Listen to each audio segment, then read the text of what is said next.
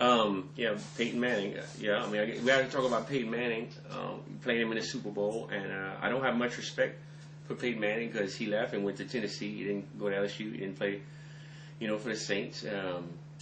I just think it's funny. I think it's ironic that I think God has a sense of humor that Peyton Manning has a horse-like head and he got drafted by the Colts. You can't make that stuff up. You know what I'm saying? I got some pretty good storytellers on Earth today, but you can't make it. I'm like, he got drafted by the Colts and he's got a horse head. So I think it's just ironic that happened. But I can't really say nothing about the man's skill. He's a very gifted quarterback.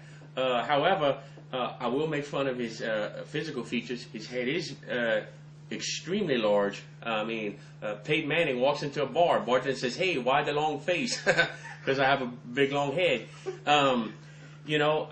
Honestly, I really like to know how he gets that head inside of the helmet. It's not really a big head. It's just as tall, like a bell pepper, kind of bell pepper shape, like long and tall, like a 2-story head. Like if you shaved the hair off his head, you would see some little windows on the side because his head is so tall. Matter of fact, last summer, my Uncle Poonie had a crawfish ball, and I invited him to come. And, occasions that we charge people to get into a crawfish ball. There's a lot of people. And we was charging $5 a head. It cost him $75 to get into the door. You see what I'm saying? That's how big his head is. Like if I had to describe to someone who had never seen Peyton Manning what she looked like, I guess the best way I could describe it, you ever saw that movie Mask with that kid with the big rubber mug, you know what I'm saying? Okay, him. If Rocky Dennis and a horse had a baby, Peyton Manning, that's exactly what he would look like.